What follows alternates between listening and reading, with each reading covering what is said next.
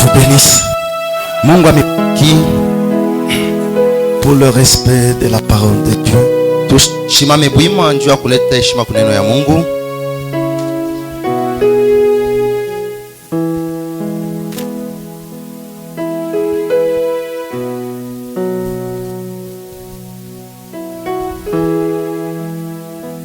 Nous allons l'Exode. Kasoma kutoka. Aujourd'hui, nous allons prendre l'Exode 16. Leo tubebe kutoka sura ya 16. Nous allons lire quelques écritures. Tutasoma maandiko kiloko. Nous commençons au verset 1. Tunaanzia hapa mstari ya kwanza.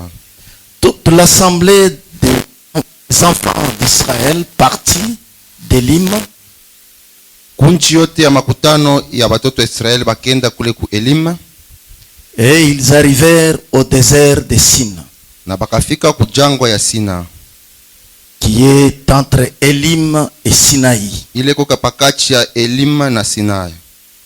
Le 15e jour du second mois après leur sortie du pays d'Égypte. Siku ya 15 ya mwezi ya pili kisha bo kutoka Misri, Et toute l'assemblée des enfants d'Israël murmura dans le désert makutano yote ya watoto wa Israeli bakaanza kunungunika na kusema kanya mujangwa contre Moïse et Aaron. juu ya Musa na Aruni. Les enfants d'Israël leur dirent Watoto wa Israeli bakabambia que nous sommes nous morts par la main de l'Éternel dans le pays d'Égypte.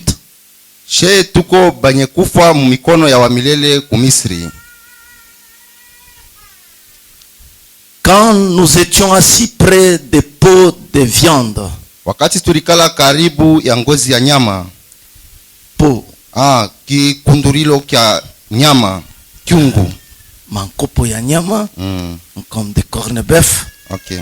Quand nous mangeons du pain à satiété, Wakati tulianza kula mikate ya satiete, car vous nous avez menés dans le désert kwa sababu pour mnatuleta faire mourir mchangwa de faim toute cette multitude. juu ya kuisha hii nkunji ya bantu bote hii. Vous pouvez vous asseoir. Mnaweza kuikala. L'Éternel dit à Moïse, Wamilele akamwonesha Musa, voici je ferai pleuvoir pour vous du pain muone tanyeshesha juu yenu mkate du haut des cieux. toka kuma mbingu. Le peuple sortira Taifa et itatoka ramassera jour par jour na kulokota yo kila siku la quantité nécessaire kuingile navyo afin bastahili que je les mette à l'épreuve juu nipate kubaeka mpipimo et que je vois s'il marchera ou non na kuona kama batatembea wapana selon ma loi. kufatana na sheria yangu. Le 6e jour, Siku ya 6 lorsqu'ils prépareront ce qu'ils auront apporté, wakati batatayarisha bile benye balibeba, il s'en trouvera le double de ce qu'ils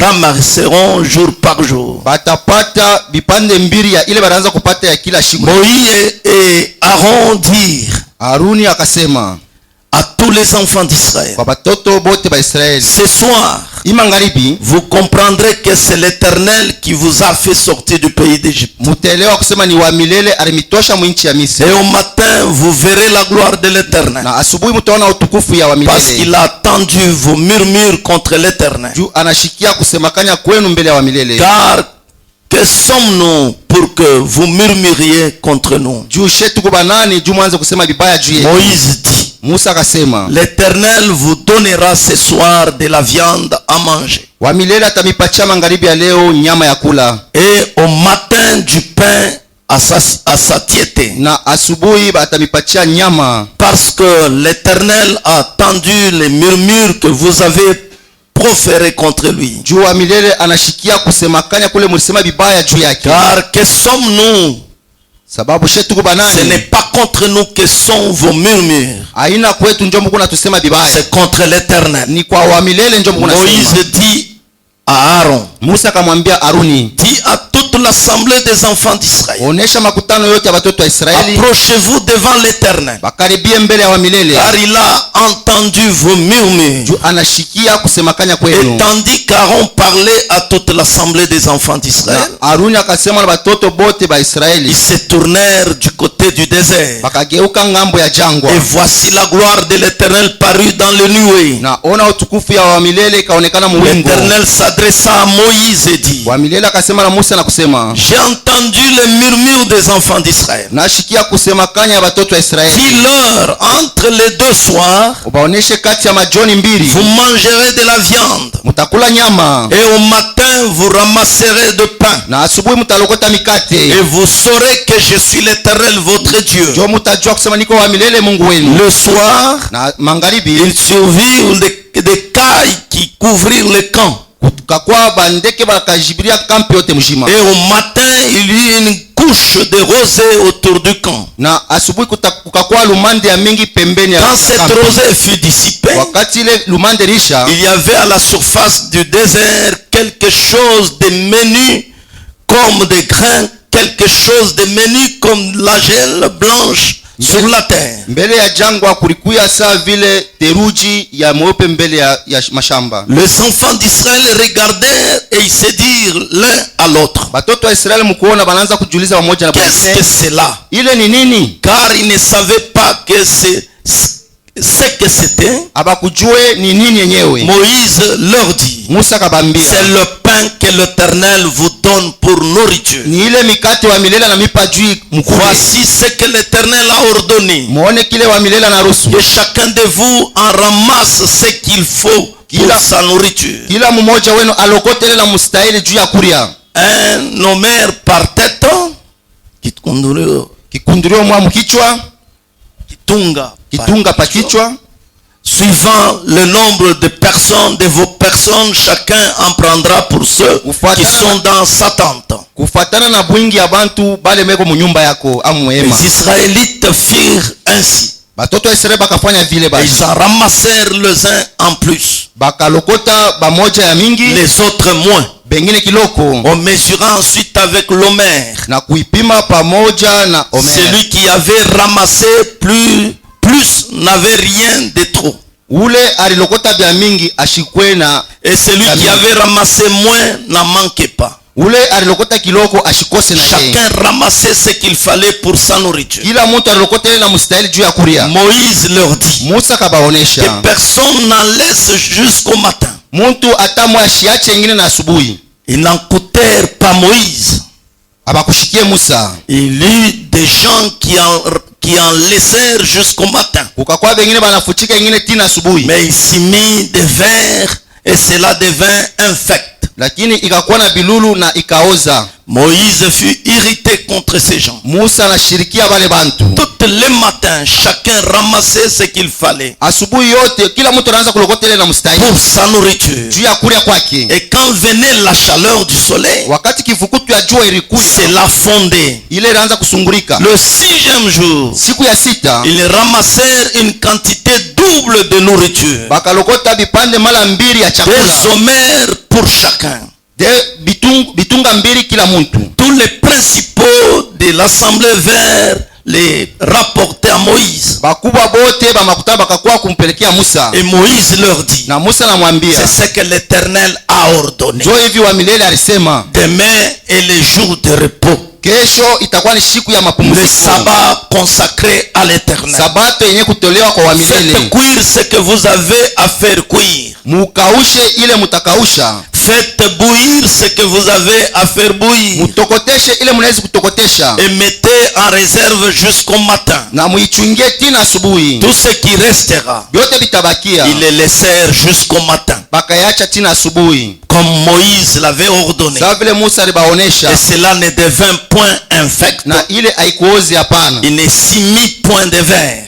haikuwe na bilulu tena hapana. Moïse dit, mangez-les aujourd'hui, Musa anasema uikule leo, car c'est le jour du sabbat leo ni siku ya sabato. Aujourd'hui, vous n'en trouverez point dans le campagne. Leo amuta lokota mu mashamba. Pendant 6 jours, vous en ramasserez. Kadiri mashiku 6 Mais le mutalokota. 7e jour, qui est le sabbat, Lakini siku ya saba yenye kwa il n'y en sabato aura point. hakutakuya. Le 7e jour, Siku ya saba quelques-uns du peuple sortirent pour en ramasser. pamoja kati ya taifa bakenda juu Et ils n'en balokote. trouvèrent point. Lakini bakupate Que kintu. Dieu bénisse la lecture de Bwana sa Mungu parole. aongeze baraka musoni. Que Dieu vous comble. Mungu amijaze. On peut s'arrêter là-bas. Tunaweza kushimamia hata hapa. Que Dieu vous comble. Mungu abariki. Les enfants d'Israël, Batoto wa Israeli quand ils ont quitté Sim wakati balitoka Sim pour aller du côté Sinaï, juu ya kwenda mungambo ya Sinai, c'est là où il y avait le désert de Sin. njo mule mulikuwa jangwa ya Sin. Le 15e jour, Siku ya 15 c'était quelque part, les enfants de Dieu d'Israël ont commencé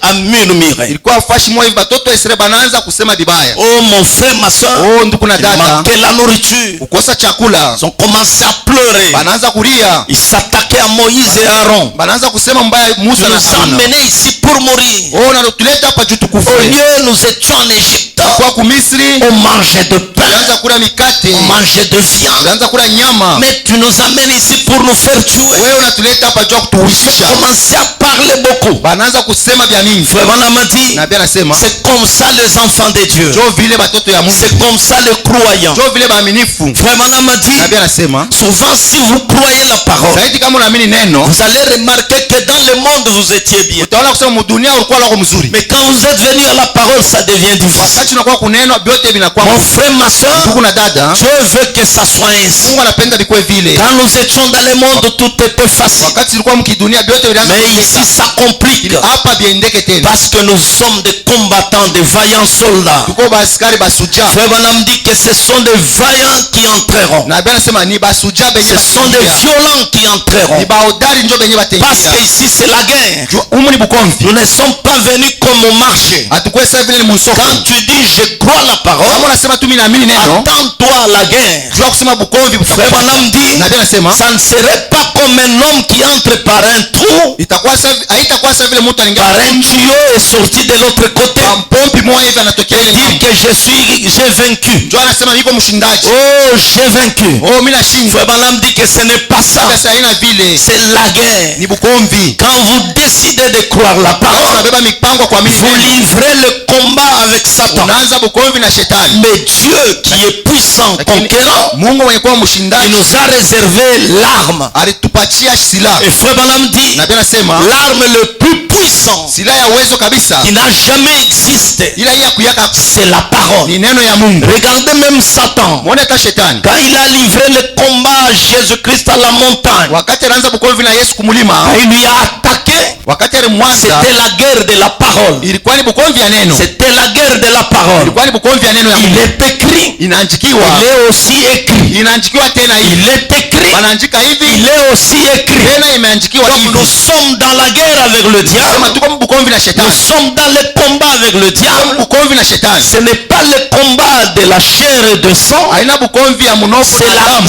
le combat de la parole. Ni bukomvi ya neno ya Mungu. Le frère Branham dit, Na Biblia inasema quand Dieu envoie un prophète sur la wakati Mungu terre, anatuma nabii pa bulongo c'est livrer la guerre. ni kwanza bukomvi. Le frère Branham est venu Nabii alikuya avec un message na ujumbe pour moja que nous puissions livrer la guerre. juu tupate kwanza Et bukomvi. l'arme que Dieu nous a donnée, c'est la parole. Si lenye Mungu alitupa ni neno Si ya. vous n'avez pas la parole, Kama una na neno vous yake, êtes un soldat sans arme. uko askari washipo silaha. La parole, c'est ça la guerre, la bombe atomique. Neno ndio yenye bomba atomiki. Le message du temps d'histoire. Ujumbe ya wakati ya Quand magharibi. vous lancez la parole, Kama wanakupatia neno ça la Mungu, brise les démons. iko na vunja Ça mademoni. paralyse l'enfer. Inapoza ngena yote. C'est la parole de Dieu. Neno ya Mungu. Que Dieu bénisse. Mungu atubariki. Parmi aussi les armes, Kati ya masilaha on dit aussi que la prière aussi c'est l'arme. banasema mo tena maombi ni Mais la silaha. prière sans parole c'est zéro. Maombi asipo neno ya Mungu ni ya Tu bure. dois avoir d'abord la parole. Mbele unapaswa kuwa na neno ya Mungu. Il y a des pentecôtistes qui prient. Huko bakipenta banaomba Et ils nabo. prient plus que nous. Na tena banaomba zaidi Ils kutupita. vont dans des montagnes. Banaendaka mumbirima. Ils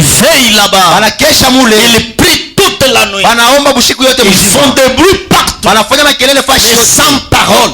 bila neno. C'est comme quelqu'un qui a l'arme sans balle. Iko sawa mtu yuko na silaha ana na masashi. Mais le message, c'est ça, la bombe atomique. Ujumbe ndio yenye bomba atomike. Dieu bénisse. Mungu abariki. C'est la parole. Ni neno ya Mungu. C'est la guerre qui est livrée. Ni bukomvi vile tuko nayo. La guerre est livrée. Bukomvi inaanza. Alors quand les enfants d'Israël sont sortis, Wakati watoto wa Israeli balitoka, la vie est devenue difficile. maisha yalikuwa ya nguvu. 15 jours de marche. Mashiku 15 ya kutembea. Ils ont remarqué qu'il n'y a pas la nourriture. Wanavumbula chakula inaisha. Ils ne mangent pas bien. Abakule mzuri tena. Tout est compliqué. Yote binashimama. Mais pourtant en Égypte, Ile saa mu Misri, malgré nous étions des esclaves, hata vile walikuwa batumwa, mais nous mangeons tulianza kulia. corned beef, Tulianza kula makorne beef. on mangeait des viandes, Tulianza kula nyama. on mangeait de pain, Tulikula mikate. nous étions bien. Tulikuwa kwa On mzuri. pouvait nous laisser mourir là-bas Waliweza kutuacha au tukufia lieu de mule. nous amener mourir dans le Baada ya désert. kutuleta tukufia mjangwa. Oh mon frère, ma soeur, Kuna dada. le peuple d'Israël ont commencé à murmurer. Taifa ya Israeli banaanza Et kutombola. Moïse est allé prier Dieu. Musa anaenda kuomba Mungu wake. Il a crié devant son Dieu. Analia mbele ya Mungu Et wake. Dieu a dit, j'ai entendu. Mungu anasema nashikia. Dites aux enfants d'Israël, Ambia watoto wa je Israeli. vais commencer à pleuvoir le pain et des viandes. Taanza kunyeshesha mikate na Ils ont commencé à manger. Bataanza kulia. Mon frère, ma soeur, Tuko na dada. frère Branham dit, Na bila sema c'était de pain venant du ciel. ni mikate natoka mbinguni. De pain de Dieu Mikate ya Mungu. qui envoyait la nourriture venant du ciel. Mungu ako natuma chakula inatoka kumbingu. Un jour, Siku moja la fille de frère Branham m'a posé la question, frère Branham, binti wa ndugu Branham anamuuliza ndugu Branham, que d'où venaient ces pains? ile mikate inaanza kutokea wapi? Oh, est-ce qu'on prépare au ciel? Eti kumbingu banipikaka? Frère Branham a dit, Na bena jibu, je crois, mimi naamini les anges ont préparé le pain venant d'en haut. ba malaika balipika chakula C'était kutoka de kumbingu. pain Ilikuwa ni mkate qui avait de goût du miel. ilikuwa na nsari ndani. Alors ils ont commencé à manger. Balianza kuikuria. Ils ont commencé à manger. Balianza kuria. Regardez, l'homme est toujours l'homme. Ona mtu anabakia paka mtu. Moïse dit, Musa anasema, ramassez d'une manière mulokote mnamna moya que ça puisse vous suffire imieneye selon le nombre que vous êtes dans la tente. kufuatana na bwingi ya bantu vile muko mu Mais ema. les gens commencent à ramasser beaucoup. Bantu banaanza kulokota vya mingi. C'est ça l'homme. Njoo vile Ils muntu. ont commencé à ramasser beaucoup. Banalokota wanapitisha. Arrivé demain le matin, Fika kesho asubuhi ça pourrit. binaoza. Et pourtant ramasser ce qui peut vous suffire. Ile sa mlokote ile Parce taminia. que demain ça va pourrir. Kesho tena ingine Parce itaoza. que demain encore ça va tomber. Kesho tena itanyesha. Vous ramassez ce que ça peut vous suffire Wewe pour lokota aujourd'hui. ya kumienea paka juu. Mais l'homme, lui, Lakini mtu il yeye est allé ramasser beaucoup. anaenda kulokota vya mingi. Arrivé demain, Kufika kesho asubuhi ça pourrissait. inaoza. Il y avait même des vers. Kulikuwa na misanda. Oh, pendant 6 jours. Oh, kadiri mashiku Et sita. le 6e jour, Siku ya sita on les a dit, vous devez ramasser au double. banamwambia se mulokote vipande mbili. Parce que demain c'est le 7e jour. Kesho ni siku ya saba. Il n'y aura pas le pain. Hakutakuwa mikate. C'est le jour de sabbat. Ni siku ya sabato. Mais ramassez aujourd'hui beaucoup. Leo mulokote vya mingi. Mais dimanche, le 7e jour, Siku ya saba ça ne doit pas pourrir. haitaoza. Et quand ils ont ramassé beaucoup, Wakati balokota vya mingi, oh, ces gens qui étaient comme leur chef bale bantu walikuwa sema kusabo. allaient dire à Moïse Balienda kusema kwa que ces peuples ont ramassé au double. aba bantu banalokota vya mingi. Mais regardez comment ils ont fait. Angalia vile wanafanya. Et Moïse a dit, Musa na c'est ce que Dieu a ordonné. Njoo vile Mungu Et alisema. le 6e jour, Siku ya sita vous allez ramasser au double. mutalokota Mais le dimanche, pardon, le 7e jour, siku ya saba. parce qu'Israël, le 7e jour, c'était le samedi. Israeli siku ya saba ni mumposho. Mais pour nous, 7e jour, c'est dimanche. Wetu sherehe inakuwa ni muyengi. Alors vous ramassez Mutalokota le 7e jour, siku ya saba. le jour de sabbat. Siku ya sabato. Dieu a ordonné Mungu aliruhusu qu'il n'y ait pas du travail. siku ya kazi. C'est un jour de repos. Siku ya mapumziko. Là, il n'y aura rien. Mula mutakuwa Mais ramassez cela au double mulokota vipande mbili. pour que vous allez manger aujourd'hui et demain. Njoo mukule ingine leo na kesho. Alléluia. Haleluya. C'est comme ça ils ont commencé à ramasser. Njoo vile balianza kulokota. Oh, frère Branham a dit, Oh, nabii anasema ce qui s'est passé avec ile Israël, ilifanyika na c'est Israeli. le type de l'église aujourd'hui. Mfano ya kanisa leo C'était le type. ilikuwa ni mfano, C'était l'ombre ilikuwa ni kimvuri du Nouveau Testament. ya agano jipya. Si nous regardons aujourd'hui, Kione leo ça s'est passé la même chose. inafanyika mambo moya Si moya. nous regardons chez nous les gentils, Kione kwetu sheba mataifa. Dieu le premier jour, Mungu siku ya kwanza il est venu avec la parole, alikuja na neno, il l'a donné. alileta Et cette parole, hii neno on devait le manger, sinon dans cet âge âge seulement. balipasha kuikula paka mwile kizazi. Dieu a envoyé Paul Mungu anatuma Paulo avec un message. na ujumbe. Et Paul a prêché. Paulo anahubiri, Il a prêché. anahubiri, Il a prêché. anahubiri. Et c'était lui que Dieu a envoyé chez les gentils. Yeye ndio Mungu alituma kwa Il mataifa. était le messager pour les gentils. Alikuwa mleta ujumbe wa On mataifa. pouvait lui dire non, ce message n'appartient pas aux gentils. Aliweza kumwambia hii ujumbe haina kwa Mais il mataifa a hapa. dit les gens, Dieu m'a envoyé chez les gentils. Anasema lakini Mungu ananituma Il kwa a mataifa. prêché la parole. Alihubiri neno Dans son âge, mu wakati yake. les gens devaient manger. Watu wanapasha kulia. Oh mon frère, ma soeur, Oh ndugu na dada. et ce qui est arrivé, Na ile ilifanyika, Luther est venu Luther naye alifika après la chute de l'église catholique. kisha kuanguka ya kanisa Katoliki. L'église catholique, au lieu de continuer avec le message que Paul a mené Kanisa Katoliki pale hapo kuendelesha na chez ujumbe les wa Paulo gentils, kwa mataifa, ils ont ajouté avec leur organisation, wanaanza kuongeza na mazevu avec yao leur pensée, na mawazo yao ya ils ont ajouté à la parole, wanaongeza vingine kuneno ils ya ont Mungu. ajouté ce qu'ils pensaient être vrai. Wanaongeza vile wanaona ya mzuri. Ils ont ajouté que Jésus-Christ est né le 25 décembre. Wanaongeza sema Yesu Ils alizaliwa ont ajouté d'autres choses imitant le monde. wanaongeza vingine vya kufuatilia. Dieu les a quittés. Mungu anabacha. Et Dieu a envoyé Luther. Mungu anatuma Luther. Un homme, Dieu a suscité un homme. Mungu analamusha mtu. Il a combattu cela Anakombana sana avec un message. na ujumbe. Il a prêché. Alihubiri kabisa. C'est la nourriture Ni chakula venant du ciel. inatoka mbinguni. Il a prêché. Alihubiri. Et après cette église s'est organisée. Kisha ile kanisa ikaanguka nayo. Dieu suscita Wesley. Mungu analamusha Wesley. Wesley vient avec la parole. Wesley anakuwa na neno. Et les gens, Na bantu comme nous sommes des humains, sasa vile tuko banadamu. l'homme reste toujours l'homme. Mtu anabakia paka Mungu. Les gens commencent à dire non. Bantu wanaanza kusema Toi, hapana. Wesley, Wewe Wesley, tu es un homme qui vient aujourd'hui. huko mtu unafika paka Mais leo. nous croyons Luther. Sisi tunaamini ni Luther. Croyons le message de Luther. Tunaamini ujumbe ya Luther. C'est ça le vrai. Sio vya kweli. Notre église est ancienne. Kanisa yetu ni ya zamani. Vous avec votre église Wewe na nouvelle. kanisa yako ya sasa. Oh, ces choses sont fausses. Vitu ni vya Ils sont bongo. restés dans le message de Luther. Banabakia mu ujumbe ya Et Luther. pourtant le type nous dit, Ile saa mfano inatuonesha quand Dieu envoie le pain, wakati Mungu anatuma mkate et ce pain Na ile ne mikate résistera pas à la prochaine. haitafika siku ingine. Que Dieu bénisse. Mungu abariki. Si vous mangez le pain d'hier, Kama mnakula chakula ya ces jana, pains sont pourris, ile mikate ni ya koza, pleins de vin. inajazwa na Alors misanda. quand Dieu a envoyé Luther, Wakati Mungu anatuma Luther, quand Dieu a envoyé wakati Wesley, Mungu anatuma Wesley, si vous restez chez les luthériens, kama unabakia wewe kwa Luther, vous mangez la nourriture pourrie, unakula ni vyakula vya koza, vous mangez la nourriture pleine de vin. unakula vyakula vya bilulu, Et la nourriture pourrie, si vous les mangez, vyakula vya bilulu ça donne la mort. inaletaka lufu. C'est Wesley qui a la nourriture fraîche. Ni Wesley iko na chakula Il a mbichi. fallu aller avec Wesley. Inafai kwenda na Wesley. C'est Wesley qui détient la parole fraîche. Ni Wesley iko na neno ya Parce que dans ce temps-là, mwile wakati la parole du temps de Luther neno ya wakati ya est Luther déjà pourrie. inaisha kuoza, C'est plein des asticots, inayala bilulu, plein de vin. inajazwa na Ça misanda, donne la mort. inaleta Si lufu. vous osez le manger, Kama unapima kuikula vous allez mourir. utakufa. Et le temps de Wesley, Wakati ya Wesley ça continue avec puissance. inaendelesha na uwezo. Fin de fin, Mwisho yote Wesley est mort. Wesley akakufa. Cette nourriture Ile chakula est tombée, inaanguka, est pourrie. inaoza, On l'a ajouté encore les pensées humaines. banaongeza mo mawazo ya On watu, a imité les luthériens. banafuatilisha Les Baluteri, luthériens ont imité l'église catholique. Baluteri banafuatilisha kanisa Katoliki, Les Wesleyens ont imité les luthériens. ba Wesley banafuatilisha C'est la Baluteri. nourriture est pourrie. Chakula inaoza, Dieu ne pouvait pas laisser. Mungu hasiwezi kuacha. L'autre jour, Siku ya pili il envoie encore d'autres pains fraîches. analeta La nourriture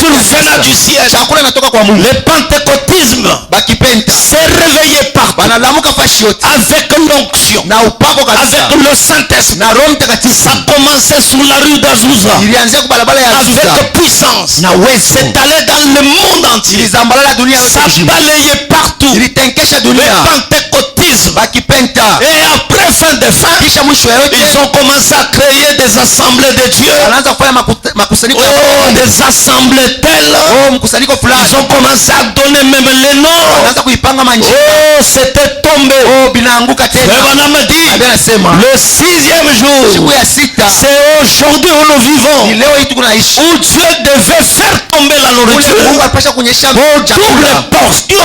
pande Parce mbili, qu'il n'y aura plus encore autre nourriture. hakutakuwa chakula ingine, C'est le dernier, ni ya mwisho, le dernier jour, siku ya mwisho, le sixième, siku ya sita, où Dieu envoie cette nourriture Mungu anatuma hii en chakula double portion, pande mbili, parce que demain, juu kesho il n'y en aura pas. hakutakuwa Et mikate. cette nourriture Hii chakula ne pourrira jamais. haitaoza, C'est pourquoi ce kama message hii ujumbe ne sera pas une dénomination. haitakuwa Ce zetu, message hii ujumbe ne pourrira jamais. haitaoza, C'est la nourriture fraîche, chakula ya parce qu'il mzuri, n'y en aura rien. juu hakutakuwa ingine, Il n'y a pas un lendemain hakuna que kesho l'autre yake. nourriture viendra. Na kusema chakula Le ingine itakuja. lendemain, Kesho c'est le commencement. ni mwanzo, C'est pourquoi ce message ndio maana hii ujumbe ne pourrira jamais. haitaoza, Ce message hii ujumbe ne sera pas une dénomination. haitakuwa zebu. C'est pourquoi nous disons à nos frères, Tunaambia kama ndugu ils yetu sont restés en arrière. wanabakia kumkofu, Venez au message du temps du soir. ujumbe ya wakati C'est ça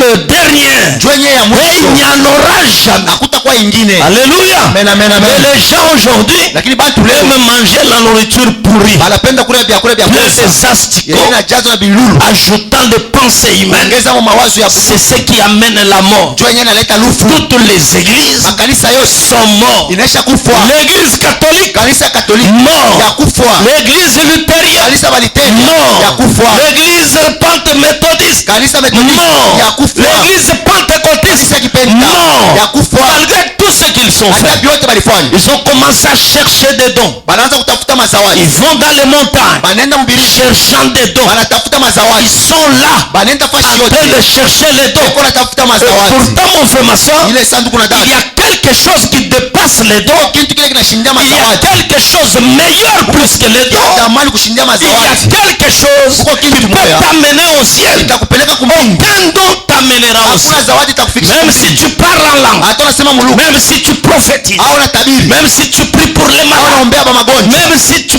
donnes des visions, au unapata ce n'est maonyo, pas ça qui t'amènera au ile ciel. itakufikisha Mais kumbingu. ce qui amène l'homme au ciel, Kile kinafikisha c'est la parole. ni neno. Si vous croyez la parole, Unaamini neno, la porte est ouverte. mlango unakuwa wazi. Parce que la parole c'est Jésus. Neno ni Yesu Kristo, La parole c'est Dieu. neno ni Mungu. Ce qui est essentiel, Ile ya mafua, ce qui est capital, ile iko ya mafua, c'est chercher où se trouve la parole de l'heure. tafuta neno ya wakati La wako, parole de votre temps. neno ya wakati yako, Le message de votre heure. ujumbe ya saa yako. Aujourd'hui, Leo Dieu nous a envoyé le message de l'heure. tumia ujumbe ya C'est le wakati, message prêché par William Marion ujumbe Branham. wenyewe walihubiri kwa nabii C'est Branham. pourquoi Branham nous dit, Ndio maana na Branham si asema, vous voulez réussir, ukipenda si kuweza, vous voulez marcher, ukipenda kutembea, répétez seulement ce que dit les bandes. semuluna vile mikebe inasema, Répétez seulement ce que dit les brochures. semuluna vile vitabu inasema, C'est Dieu qui a ni parlé. Mungu alisema. C'est pourquoi on dit, Ndio maana c'est tunasema la voix de Dieu enregistrée. sauti ya Mungu yenyewe banaibamba mu mikaba. Que Dieu bénisse. Mungu abariki, Que Dieu vous comble. Mungu atujaze. J'aimerais que nous lisons un peu quelque part Mimi napenda tusome tena les kwa esprits dans le désert. maro mchangwa.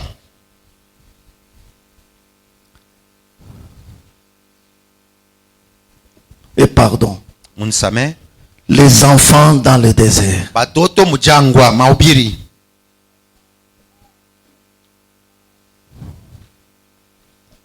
Les enfants dans le désert. Batoto mjangwa, mahubiri ya ndugu Branham. Attendez un peu. Mchunge kaloko.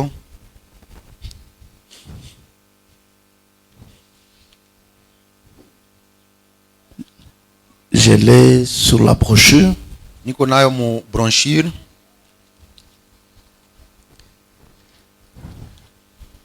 Les enfants dans le désert. Batoto mjangwa. Frère Branham a prêché le 23 novembre 1947. Nabii alihubiri mutare ya makumi mbili. Je vais prendre na page tatu, 8. mwezi kumi na moja, mwaka Je vais makumi tano lire na quelque nne. chose là-bas. Kifungu ya munane tutasoma Peut-être que c'est là où nous allons nous arrêter. saa zingine ni pale tutashimamia. Pendant la semaine, il n'y a pas beaucoup de temps. Kadiri ya mashiku ya muyenga muna wakati mirefu. Je prends 22. Kifungu ya makumi mbili na mbili. Je vais commencer à sauter. Tutaanza kuiluka.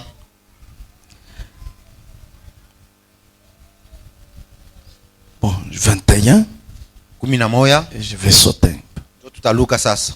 Des grands réveils balayent le pays. mkusanyiko minene inatenkesha dunia. De grands réveils balayent le pays. Maamsho munene inatenkesha nchi. Les gens sont d'un seul cœur et d'une même pensée. Bantu banakuwa na roho moja na mawazo moja. Il les envoie simplement d'une église à une église de l'autre. Eko na ituma mukanisa moja na ingine. Il laisse les gens fréquenter l'église de leur choix. Anaacha bantu baende mu makanisa ile banapenda. Bo. Beko naacha bantu baende mu makanisa ile banapenda. Que Dieu bénisse. Mungu abariki. Il les laisse faire selon leurs propres préférences. Beko naacha bafanye vile banapenda. Peu importe ce que quelqu'un croit. Hata yoyote vile mtu anaamini lwake. Qu'il aille de l'avant et il croit cela. Amini tu na endelee kumbele. Mais ne critiquez pas cet autre homme. Lakini ushishimange bengine. Restons ensemble et servons Dieu. Tubakie fashi moja pamoja na tutumikie Mungu. Oh, j'espère que Dieu fera encore cela. Na mimi nakusema Mungu atafanya tena ile mambo. S'il m'accorde une faveur kama ananipatia faida cet après-midi hii magharibi et qu'il guérit ces gens devant vous, anaponya bantu mbele yenu, alors écoutez ma parole. sasa mshikie misemo yangu. Mes amis, barafiki yangu, ne retenez rien contre quelqu'un, mshikwe na mambo mwa muroho na muntu contre l'église de quelqu'un. au juu ya kanisa ya muntu fulani. Soyons un, tukuye kimoya comme des frères et sœurs. sawa vile banduku na badada. Et alors les pécheurs batenda zambi qui est dehors yebene kwa nje reconnaîtra que nous aimons nous aimons effectivement Jésus-Christ. bataona kusema bya kweli tunampenda Yesu. C'est vrai. Bya kweli. Voici ce que Jésus a dit. muone vile Yesu alisema. Ceci, hii tous reconnaîtront bote batajua que vous êtes mes disciples. ya kusema muko banafunzi bangu Parce que ninju vous vous aimez. munapendana. Serrez la main les uns les autres. Kulamukiana pamoja na wengine. Parce que vous êtes membres de cette église. Juu muko ba memba ba kanisa. C'est parce que vous vous aimez les uns les autres. Juu munapendana pamoja na wengine. Ce n'est pas parce que vous serrez la main haina kusema juu muko nalamukiana les uns les autres pamoja na wengine. Parce que vous êtes membres de cette église. Juu muko ba memba ya. Mais Jésus a dit, Yesu alisema, parce que vous vous aimez les uns les autres. Ni juu mwe munapendana pamoja. Et c'est vrai. Eti haina vile. L'amour, mapendo les uns envers les autres, pamoja mbele ya wengine, alors vous les reconnaîtrez. Pale ndio mtamtambua. Que Dieu bénisse. Pour reconnaître Dieu, juu ya kutambua Mungu, c'est quand vous vous aimez les uns les autres. Wakati mwe mnapendana pamoja. Ce n'est pas quand vous vous serrez la main. Haina wakati mko nalamukiana na quand vous vous embrassez. Au wakati mnakumbatiana. Quand vous vous aimez les uns les autres. Ni wakati mnapendana pamoja na wengine. Alors nous ne pouvons pas être ses disciples si nous ne le faisons pas. Sasa hatutakuwa wanafunzi baki kama tufanye hivi. C'est ce qui fait l'obstacle aux pécheurs. Njoo ile iko na kwa kikwazo kubatenda zambi hapa. C'est ce qui retient la venue. Njoo ile inakawisha kuya. Croire que Dieu l'accordera cet après-midi kuamini kusema Mungu atairuhusu pour cette petite et belle ville juu ya haka kamuji kazuri de démontrer sa puissance kuonesha uwezo yake et son autorité. na mamlaka yake. S'il le fait, kama naifanya, alors sasa si vous ne le recevez pas, kama amumupokee, que vous n'écoutez pas mes paroles, amushikie misemo yangu, moi j'aurais fait tout mon possible. mimi nilifanya nguvu yangu yote. C'est vrai. Ya kweli. Et je me disais que j'attendais pour cela le dernier réunion, la dernière réunion. Mais je vois donc que si je fais cela, j'aurai beaucoup plus de temps de parler de ce que nous sommes un. Takuwa na wakati mrefu ya kusema juu ya vile Mungu abariki. C'est vraiment entre parenthèses. Hapa nabii il dit regardez ce qui empêche aujourd'hui que l'église puisse prospérer. Que regardez ce qui empêche que Jésus vienne. Et regardez ce qui empêche que les païens puissent venir croire. Parce qu'on s'aime pas. L'amour, mapendo, c'est une bombe atomique. Inakuwa ni bomba atomike. L'amour c'est la parole. Mapendo ni neno. Tu ne peux pas avoir l'amour sans la parole. hawezi kuwa na mapendo bila neno ya Tu Mungu. ne peux pas dire que j'ai l'amour si tu n'as pas Dieu. Hawezi kusema niko na mapendo kama wewe hapata Mungu. C'est Jésus-Christ qui est l'amour. Ni Yesu mwenye kuwa mapendo. Regardez Jésus, il a quitté le ciel. Muone Yesu alitoka mbingu. Il est venu sur la terre Anakuya pa bulongo. mourir pour les autres. Kufa juu ya bengine. Jésus était l'amour. Yesu alikuwa ni mapendo. Et c'est l'amour seul qui ira au Ni ciel. mapendo peke yake ndio tenda. Sans l'amour, Bila mapendo on ne verra pas le royaume de Dieu. hatuwezi kuona ufalme wa Mungu. Regarde aujourd'hui Angalia leo. ce qui t'anime ce soir. Ile iko ndani Nous ne yako. parlons pas de l'amour de se saluer. Hatusemi mapendo ya Nous kulamkiana. parlons de l'amour agapao. Tunasema mapendo ya agapao. L'homme qui est prêt de vivre pour les autres. Mtu leko tayari kuishi juu ya bengine. Quelque part, Frère Branham Basi dit, ingine nabii anasema si tu vis pour les autres, kama unaishi juu ya bengine, ton existence ici sur la terre, ishi kwako pa hii dunia c'est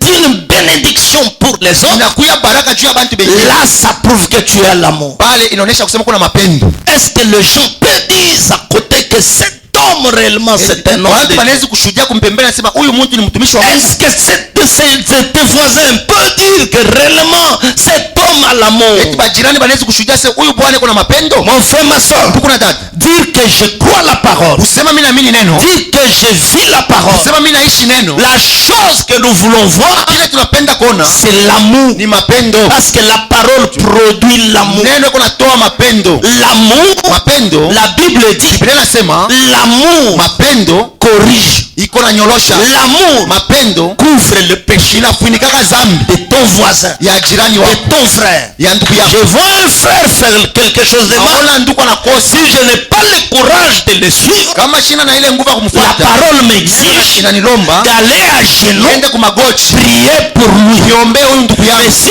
j'ai le courage, Kama niko na ile nguvu, avant d'aller, mbele mi je kwenda, dois demander que Dieu me donne l'amour que je l'aime. mitaomba Mungu anipe mapendo Je ne nimpende. peux pas aller si je n'ai pas l'amour. Siwezi kwenda kama siyapata mapendo. Aller avec colère. Kwenda kuna na kishirani. Si on dit l'amour corrige, Bakisema mapendo na nyorosha. ce n'est pas l'amour tue. Haina ile mapendo ya nguvu nguvu. L'amour frappe. Mapendo na pikaka. Non, non. Corrige. Iko na nyorosha. Correction. Inaweza kukunyorosha. Que Dieu bénisse. Mungu abariki. Frère, Oh ndugu. c'est vous qui suit l'église. Mwe Mungu nachafusha kanisa yetu Oh sana. non. Non, ça non. Hapana, bia hivi hapana. Frère Branham dit que tu échoues. Labda utabishinda.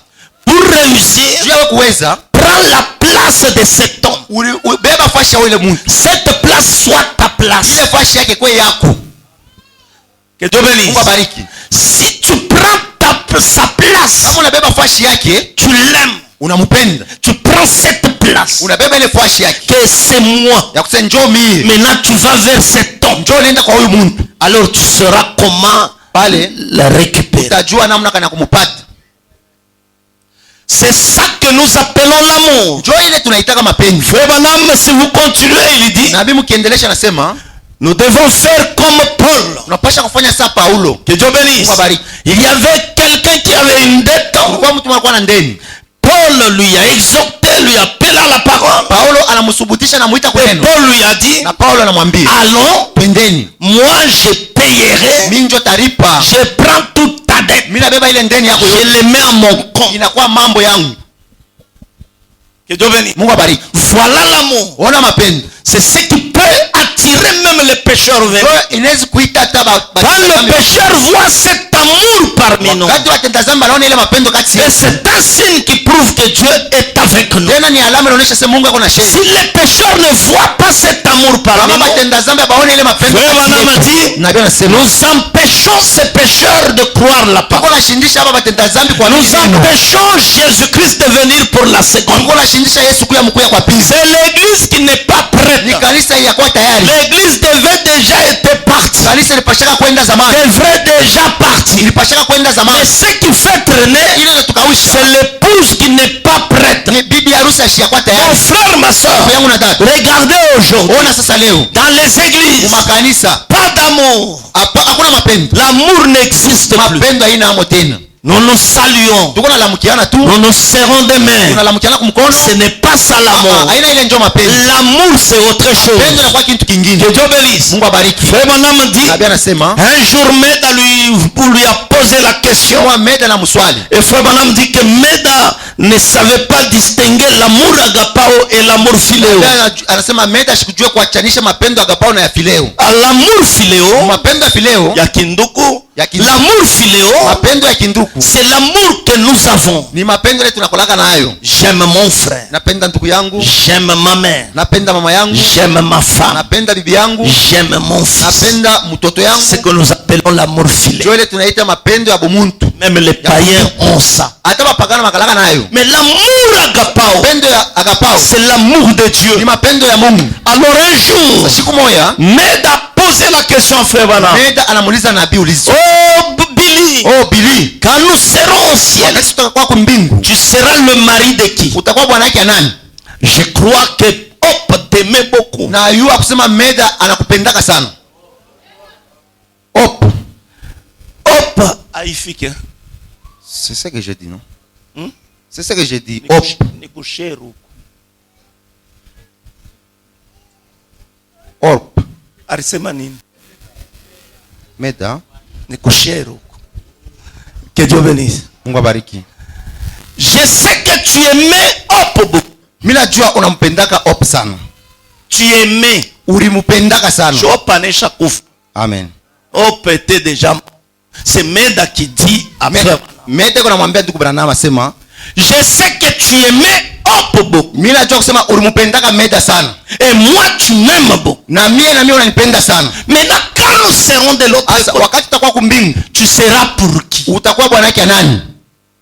Frère, on a compris que Meda n'a pas compris l'amour agapao. Nabii anavumbura kusema Meda ashiaelewa mapendo. Alors Frère Branham dit à Meda, Sasa nabii anamwambia Meda, ma femme Meda, bibi yangu Meda, si Jésus venait kama Yesu anakuya, et se tenait quelque part, anasimamia fashi moja hivi, et tu voyais une prostituée na unaona kahaba moja courir vers Jésus anaenda mbio kwa Yesu, et sauter sur Jésus, anamulukia Yesu, tu sentiras quoi? utashikia je? Que je serai très content Asemita furahi kabisa, parce que cette païenne vient d'être sauvée. ule mpagano anaokolewa. Frère Branham dit encore, Nabii anasema tena, si cette même prostituée kama ule kahaba moja moja venez vers moi anakuja sasa kwangu, et m'embrasser, ananikumbatia, tu sentiras comment? utashikia je? Ah, ça me Ase- fera mal. Itanifaa mbaya.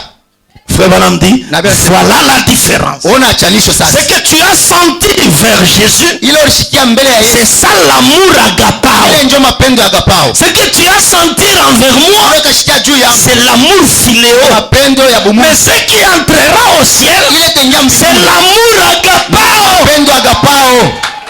Alléluia. Haleluya. Alors c'est ce que Dieu nous demande. Njoo ile Mungu anatulomba. C'est ça que la parole véritable produit dans l'homme. Njoo ile neno ya kweli natoka mu. Et c'est aussi un signe Na hiyo ni alama qui montre que tu es baptisé du inaonyesha Saint-Esprit. kusema unaisha kubatizwa na Roho Mtakatifu. Si ça n'y est pas en vous, Kama ile ndani hapo, tu n'as jamais reçu le Saint-Esprit. hauyapokeaka Roho Mtakatifu. L'amour agapao, Mapendo agapao, mon frère, ma soeur, ndugu na dada, ne peut pas te laisser regarder un frère qui souffre haiwezi kukuacha uangalie ndugu yako na et rester calme. ubakie kimya musule.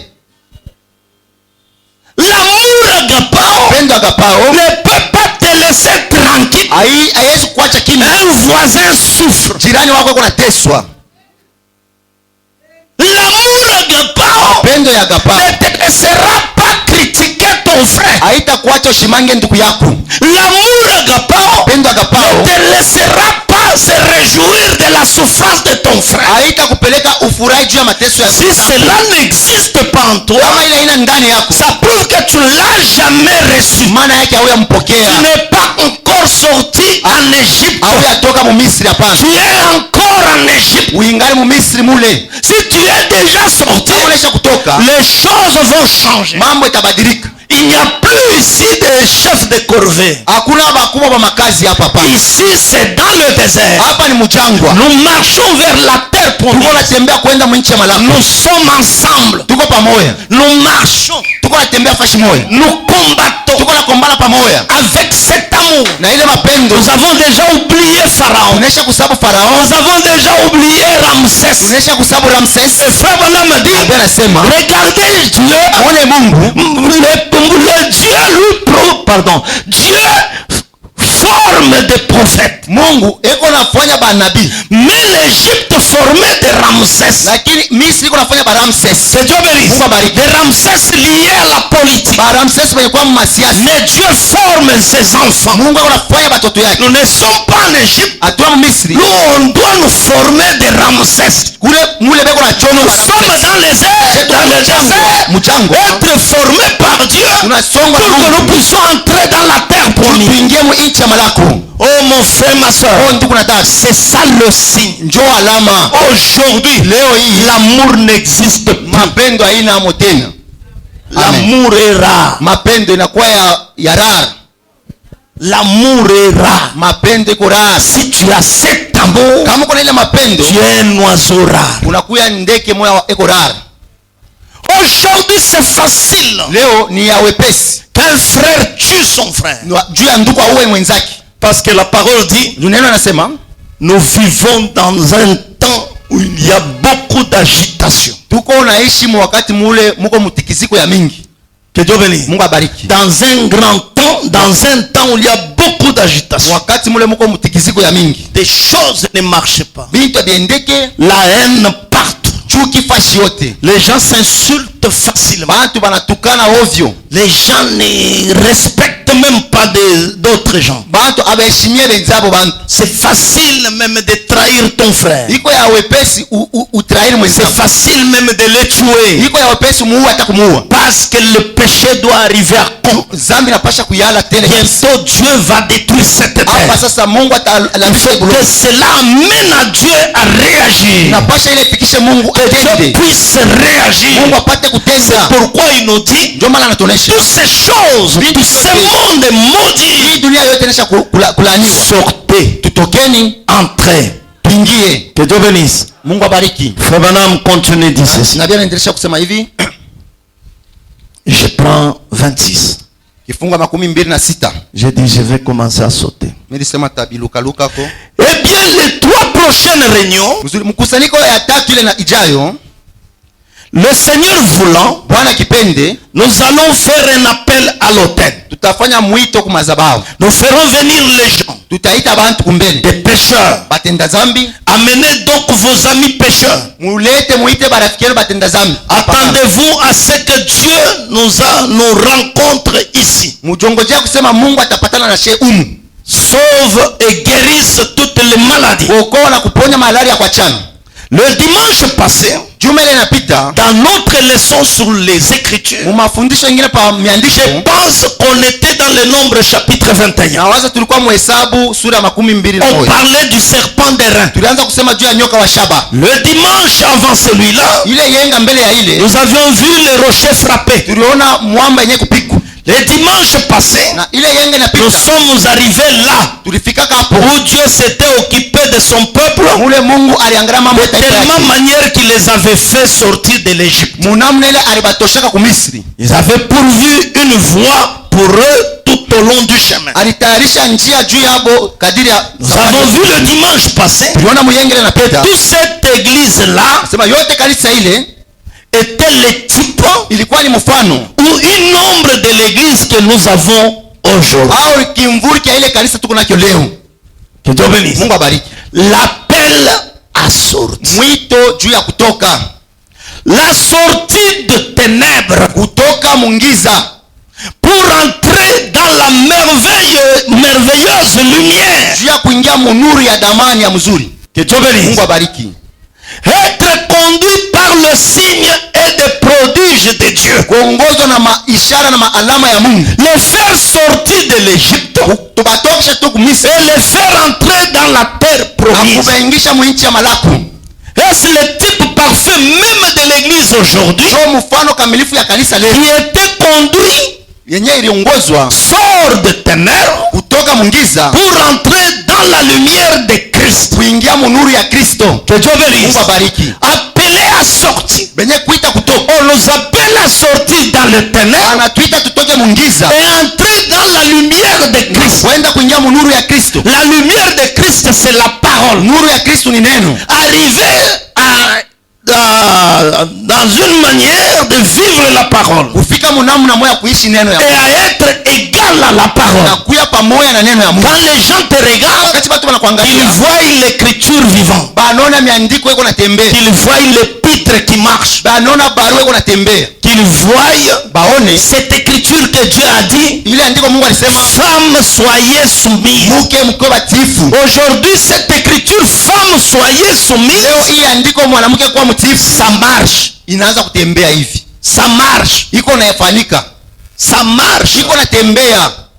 Que Dieu bénisse. Mungu abariki. Cette écriture, femmes, soyez soumises. Ile andiko mwanamke kuwa mtifu. Nous le voyons, c'est un être humain. Tunamuona na kuwa ni mwanadamu. La parole devient chair. Neno inajifanya mwili. Alléluia. Mungu abariki. Aujourd'hui, Leo nous avons besoin de voir la parole faite chair. tuko mafaa kuona neno na kuya mwili. La parole faite chair, ce n'est pas seulement Jésus. Neno na kuya mwili haina paka Yesu. Ça ne s'arrête pas Jésus. Haisimamie pa Ça Yesu. descend jusqu'à nous. Iko nashuka tena. Nous devons être la parole faite chair. Kisha kuya neno navyoifanya mwili. Si tu n'as jamais vu, femme, soyez soumise qui marche. Kama wewe unaka mke kwa mtifu iko natembea. Viens au message du temps de la fin. Kuya mujumbe wakati wa magharibi. Le message prêché par Frère Branham. Ujumbe yenyewe na bia On rubini. peut voir, femme, soyez soumise. Mulo tuona andiko mke kwa mtifu. Cette écriture qui dit, Ile andiko nasema, homme,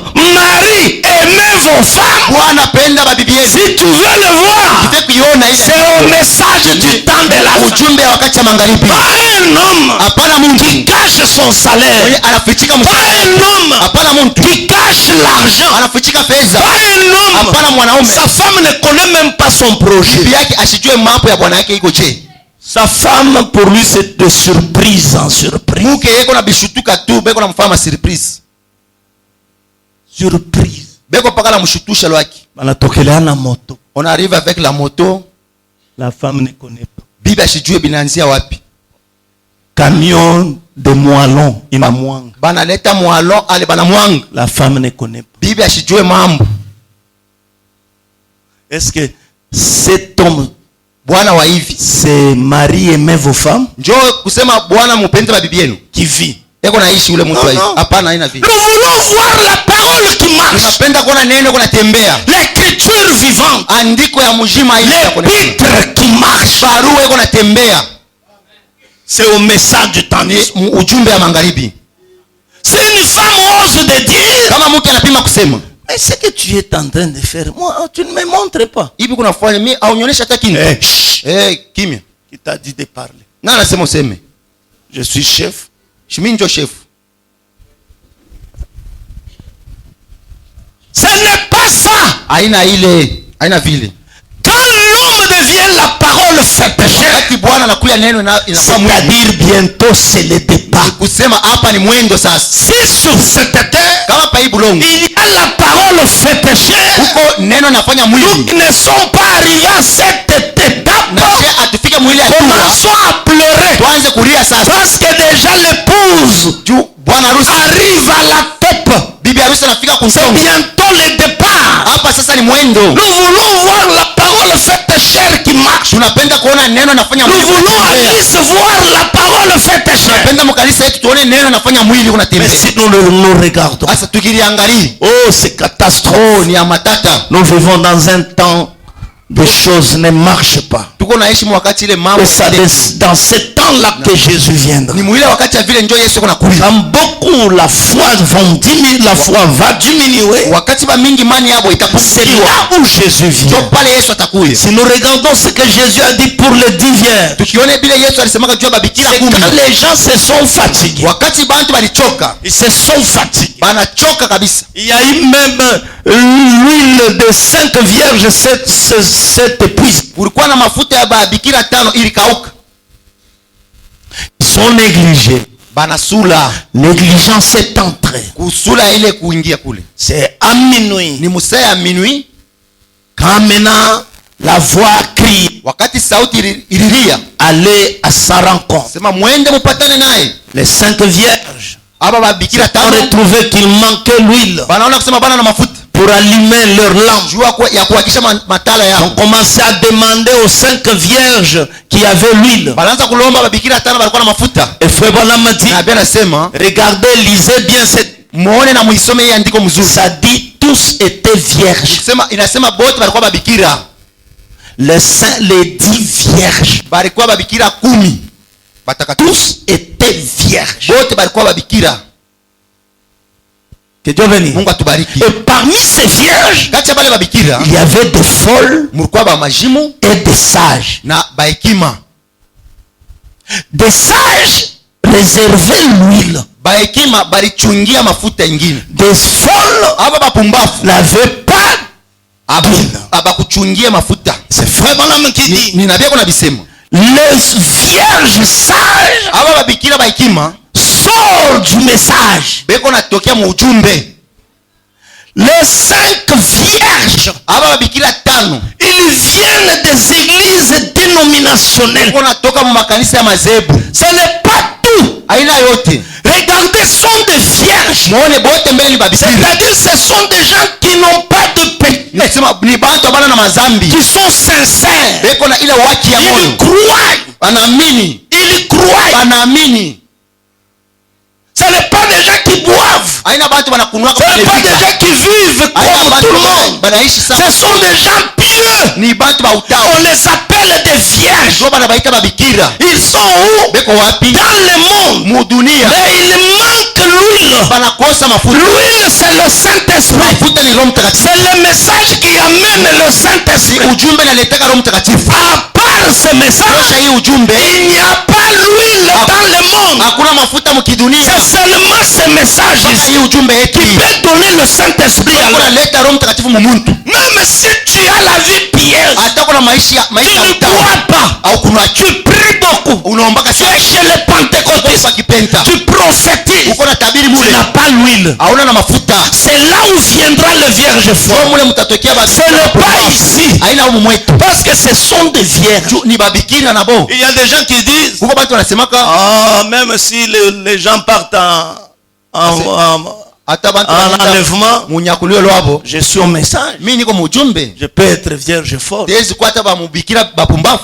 Je vous ai dit ces jours-là. Quand Dieu scelle ses siens,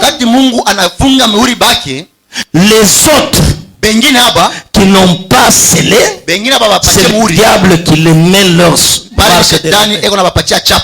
Donc au message, sans le Saint-Esprit, tu as la marque de la bête. Il n'y a pas celui qui n'a rien. Il n'a pas le Saint-Esprit. Il n'a pas la marque de la bête. Lui neutre. Il n'y a pas le neutre. Ça n'existe pas. Il n'y a pas un cœur vide. Soit c'est Jésus qui est là, soit c'est le diable qui est là. Il n'y a pas un cœur vide. Dans moi, il n'y a pas Dieu, même le diable n'est pas là. C'est faux. Que Dieu bénisse. Les 5 vierges folles viennent dans des dénominations. Ces gens vivent ce qu'on leur prêche. Ces gens vivent correctement. Ces gens sont pieux. Que Dieu bénisse. Sont bons. Ils marchent selon ce qu'on leur prêche. Mais il manque l'huile. Parce que l'huile c'est le message. Ce sont ces gens-là qu'on appelle les 5 vierges folles. Ils vont passer par la tribulation. Et ils seront sauvés. Nous allons voir. Que Dieu bénisse. Et vous allez voir. Et ils ne seront pas dans le millénium. Ils ne seront pas dans la ville sainte. La nouvelle Jérusalem. Ils ne seront pas là. Dans la ville de Jérusalem, il y aura que l'épouse, 5 vierges sages, l'épouse de Jésus-Christ. Et il y aura aussi l'ami de Jésus-Christ. L'ami de Jésus-Christ, ce sont les Juifs. Les 144 000. Ils vont entrer dans la ville sainte.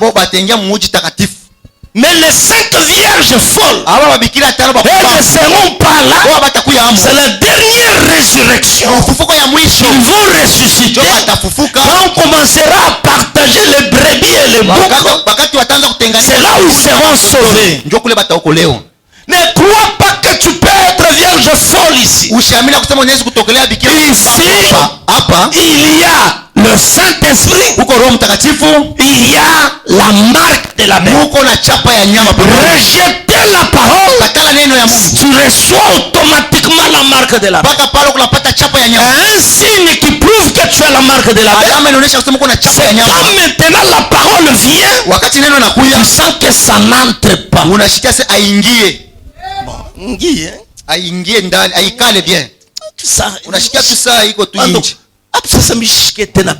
Je ne comprends pas pendant ces jours. Regarde-toi. Rester avec le péché beaucoup de jours sans mettre en ordre,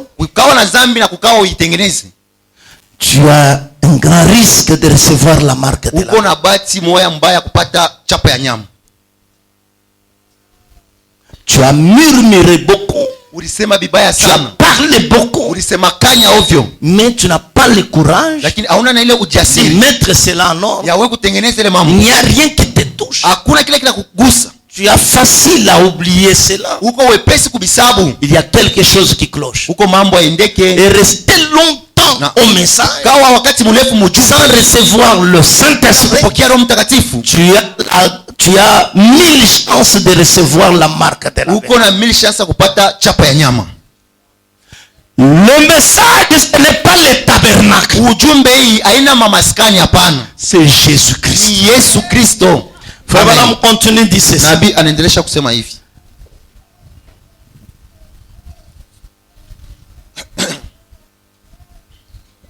Il dit ceci.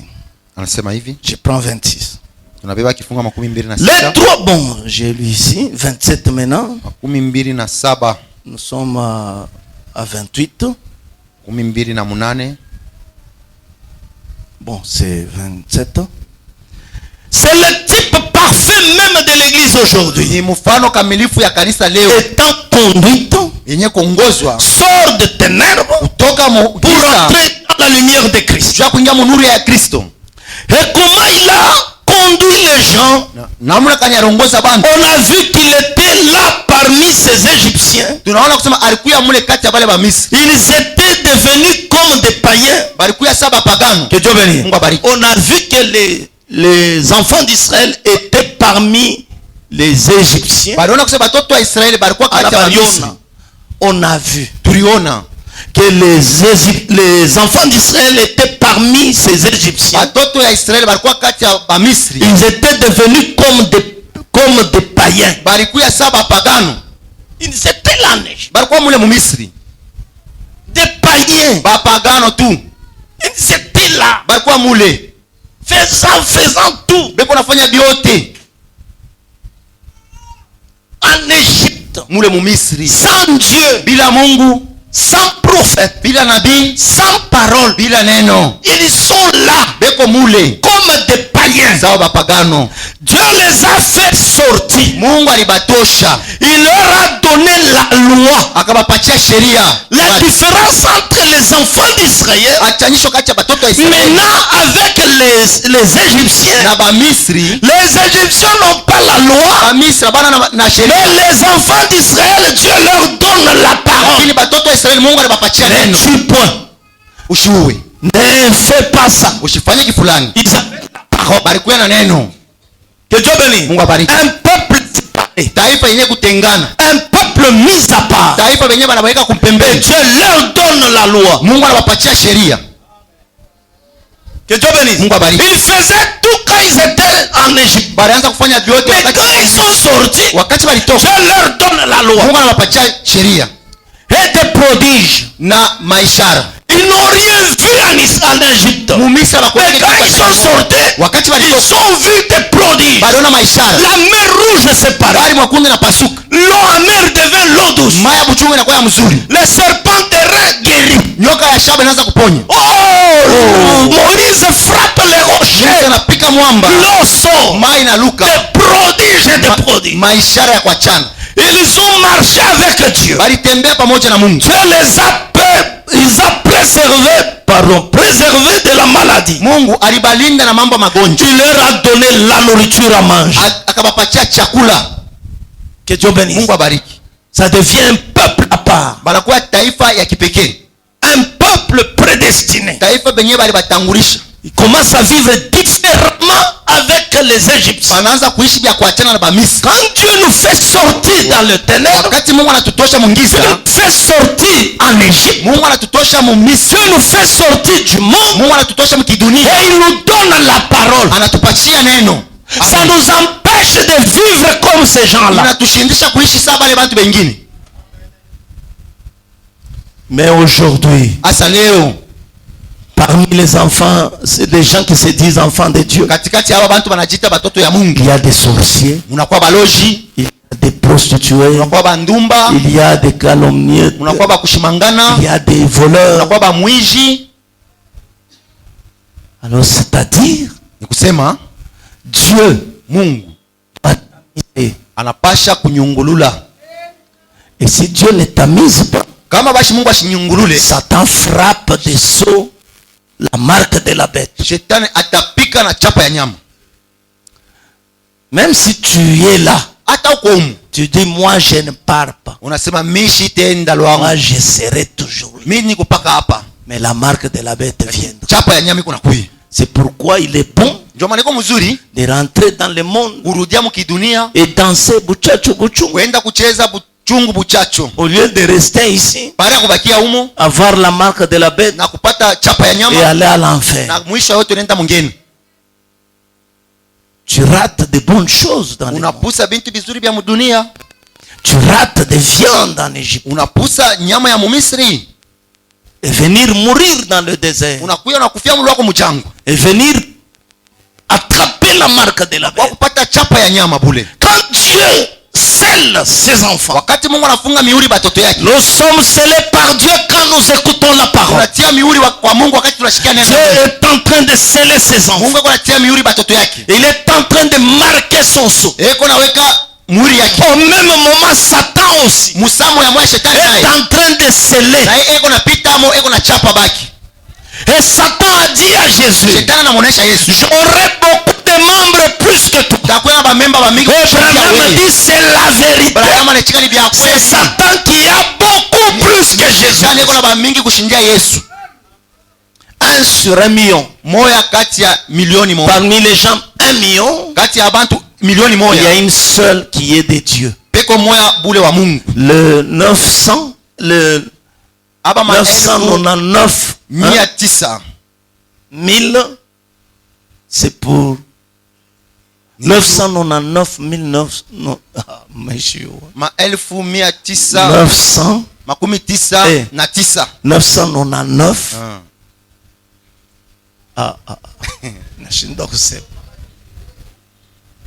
Kamoya njo kamungu. Un seul qui est de Dieu. Aba bote. Tout le reste ici. Frère Branham dit, Nabii anasema s'il y a 2000 personnes kama kuko maelfu mbili qui se disent chrétiens, benye banajita se ba Kristo, s'il y a 2000 kama muko maelfu mbili personnes ya bantu qui se disent chrétiens, wale banasema ni ba Kristo, il y a, ni kusema pardon, s'il y a 2 millions kama muko mamilioni qui mbili se disent chrétiens, wale banasema ni ba Kristo, c'est-à-dire il y a 2 seulement pour Dieu. peko bawili bule njo ba Mungu, Les autres c'est pour ça. aba bengine banabakia ni ba shetani lo hapa. 1 sur 1 million. Mumoya kati ya milioni Alors moja. c'est pourquoi même les disciples ont dit, Njo maana banafunzi banasema qui ira? sasa ni nani atenda?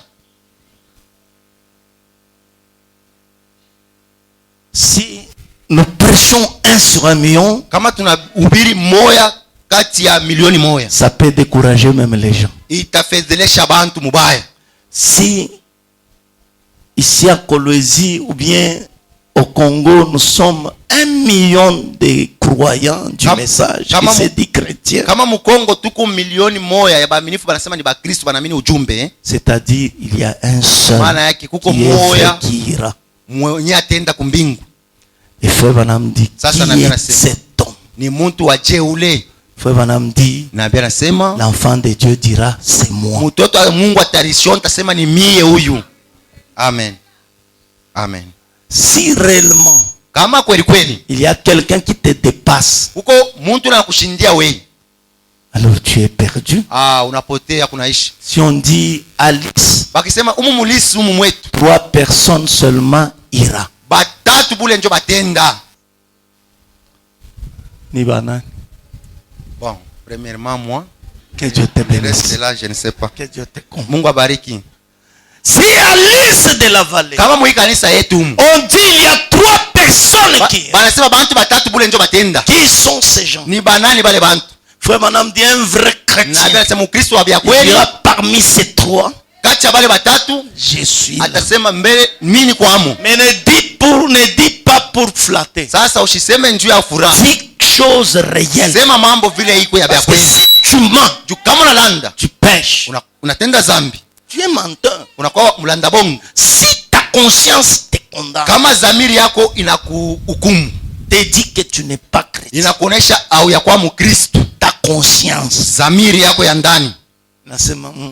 dit que non, je ne suis pas vraiment un chrétien tout à fait. Toi tu dis non, moi j'irai. Moi j'irai. Les soirs on vient, on te trouve, tu tapes ta femme. Tu diras, je vais aller. Moi j'irai. Que Dieu bénisse. C'est comme un petit garçon nu, marche dans la rue, qui se dit c'est moi Branham, c'est moi Jésus. Frère Branham dit que c'est l'insulte. C'est l'insulte. C'est-à-dire tu montres devant les gens, devant le monde, et c'est comme ça Jésus. Amen. Tu voles, mais tu dis que tu es Jésus. Quel blasphème. Dis la vérité. Amen. Ta conscience. Nous ne sommes pas fous. Notre cerveau travaille. Notre conscience travaille. Quand on dit qu'ils sont chrétiens, avec ma conscience propre, ma conscience pure, je dirais Seigneur, je ne mérite rien. Aide-moi. Que Dieu bénisse. Parce que Satan peut te faire croire que tu es chrétien et pourtant tu n'es pas. Frère Branham a dit, les gens adorent Satan, pensent qu'il adore Dieu. C'est parce qu'ils sont dans le ténèbre. Ils ne voient pas. Mais si Dieu t'a donné cette occasion de voir, et tu vois réellement que je ne suis pas prêt, va à genoux. Seigneur, avec ma pure conscience, si tu viens ce soir, je vais rester. Aide-moi. C'est toi qui m'as amené. Je ne suis pas venu de moi-même. Mais toi qu'on t'a amené par quelqu'un. Je ne sais pas si tu vas prier comme moi, grand frère m'a amené. Si je ne viens pas de Boukari, tu vois comment nous tuons les gens. Boukari, hein? Si tu ne viens pas à l'église, hein? Par forcing, tu es là. Ce sont des gens qu'on dit qu'il y a le Saint-Esprit. Ne connaît même pas qu'est-ce que le Saint-Esprit. Que Dieu bénisse. Mais l'homme conscient, Il se regarde. Atariangalia mbele. Il dit je ne mérite. Anachunguza sema sistahili. Si Jésus venait ce soir. Kama Yesu anakuwa hii jioni ya leo. Je reste. Tabakia. Parce que frère Branham nous dit. Na bena tunaisha hivi.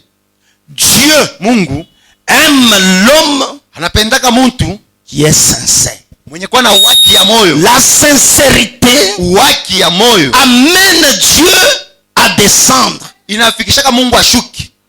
Frère Branham donne l'exemple de ce petit garçon qui a tué le fils du roi. Nabii analeta mfano ule kijana aliwaka. On va s'arrêter là. Ndio mule tutashimama. Il y avait un garçon, Kwa kijana mwanaume. un jeune garçon, Kijana mwanaume qui vivait avec l'enfant du roi. alianza kuishi na mtoto wa mfalme. Par jalousie, Kwa chuki il est arrivé à tuer l'enfant du roi. anaua mtoto wa mfalme. Le roi, c'était son fils unique. Mfalme alikuwa na ule mtoto wa C'était kipekee. son héritier. Ndio murithi wake.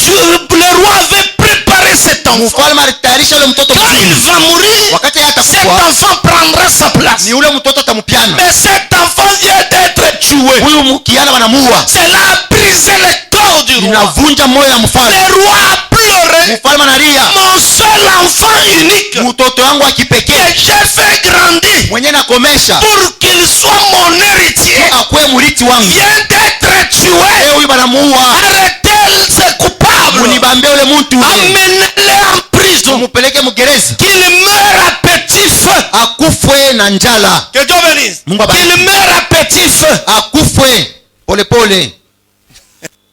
Qu'il meure à petit feu. Akufwe na njala. C'est-à-dire Sema qu'on l'amène là-bas. bampeleke mule. Pas d'eau, Hakuna mai. pas à manger, Ashikurie. pas pour se couvrir. Aina na kia Il kulifinika. puisse mourir ye moi Fie pole mpaka pole. hivi pole pole. Anze kufa pole pole.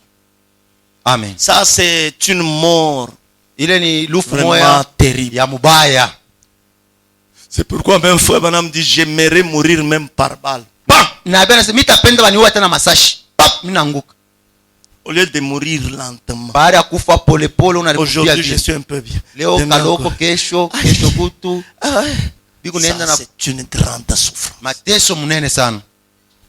Que Dieu bénisse. Mungu atubariki. Mais le roi dit qu'il meurt à petit feu. Mfalme anasema alikufia yeye mwenyewe vile. On l'amène en prison. Bamuleta mgereza. Il est là dans une petite chambre. Anekala mule mkachumba Il kadogo. n'y a rien pour se Akukwe couvrir. kintu hata moya. Il n'y a rien pour se couvrir. Ashikwe kia kulifinika. Il n'y a rien pour manger. Hakuna chakula. Il n'y a rien pour boire. Hakuna cha kunwa. Il était là. Yeye alikuwa paka pale. Il va mourir. Anaanza kufa. Il va mourir. Atakufa. Il est là. Eko pale. Il est seul. Eko peke yake. Personne lui rend visite. Hakuna kumtembelea. Parce qu'il a tué le fils du roi. Alioa mtoto wa Il mfalme. se retrouve en prison. Anapatikana mgereza. Il pleure. Eko nalia. Il regrette. Anahuzunika. Pourquoi il a tué l'enfant du roi? Aliua mtoto wa Il mfalme. était là. Alikuya mule. Un jour, Siku moya. le roi voulait voir celui qui a tué son fils. Mfalme alipenda aone wewe. Il devait rendre visite en prison. Alipasha kwenda Il mgereza. est allé.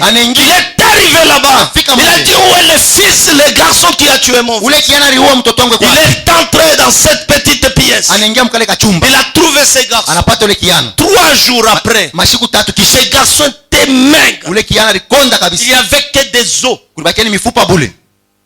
Et le roi a posé la question à ce garçon. Mfalme anamuuliza ule kiana. Est-ce que tu as tué mon fils? Eti kweli kweli uliua mtoto wangu? Oui, je l'ai Ndio, tué. nilimuua.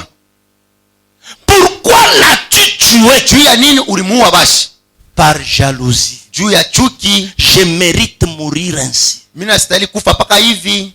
Minastahili kufa hivi. Ah.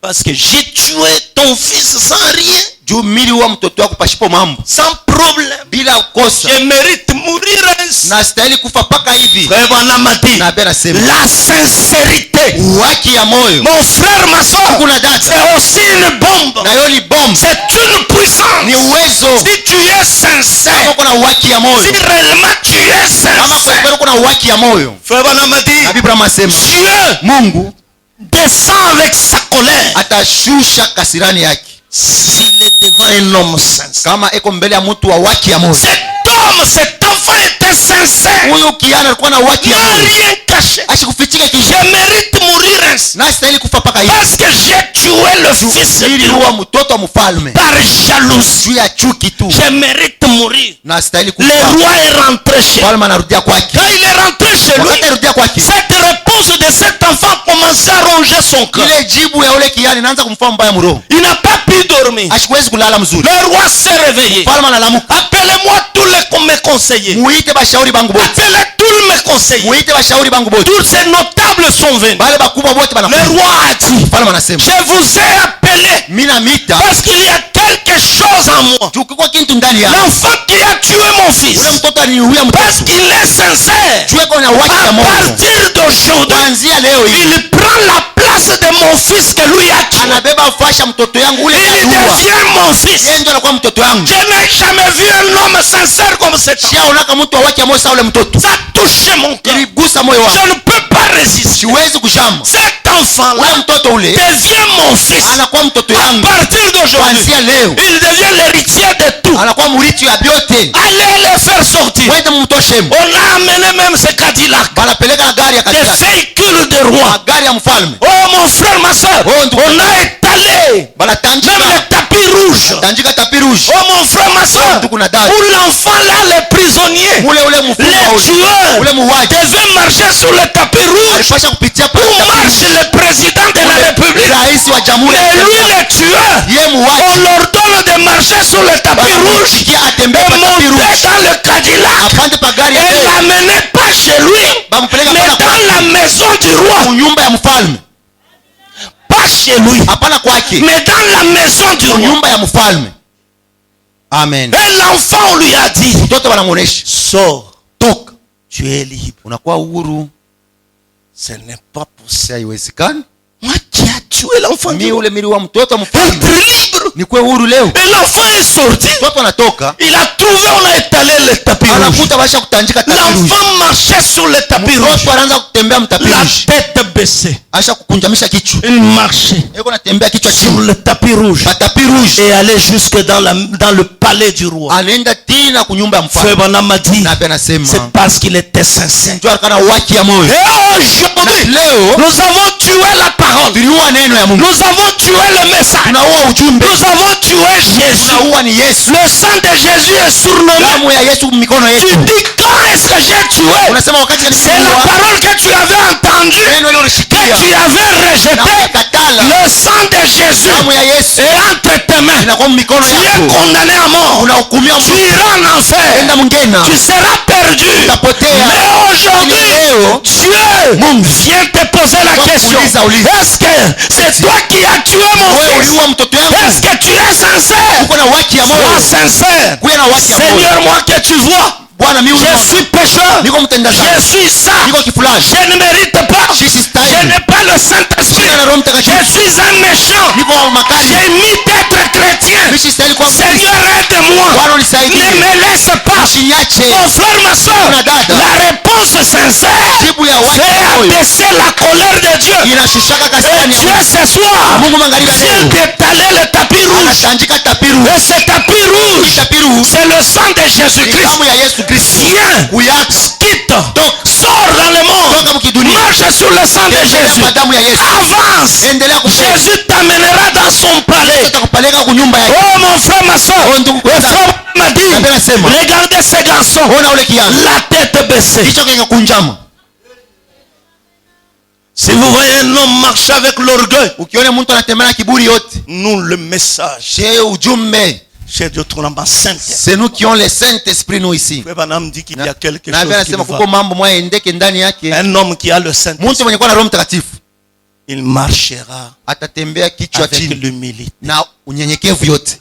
Un tonneau vide fait beaucoup. Ule ntuko hamuna kintu, makelele ya mingi sana. Un tonneau plein d'huile, Tuko yenyewe na yala mafuta calme. inakalaka kimya. Frère Branham dit, Na Biblia inasema un chariot vide, shario ya shipo kintu, beaucoup de bruit. makelele sana. Un chariot plein, Shario ya kuyala bintu, calme. kimya. Alors toi tu es chariot vide, Sasa wewe uko shario ya shipo kintu tu es chariot plein. au uko mwenye kujazwa bintu? Allons dans le champ de maïs. Twende mshamba ya minji. Si le champ est mûr, Kama shamba na ivya, vous verrez tous les maïs tomber. utaona minji yote inaanguka, Il est dit incliné. inaangalia chini, Il est dit incliné. kinageuka kinaangalia chini.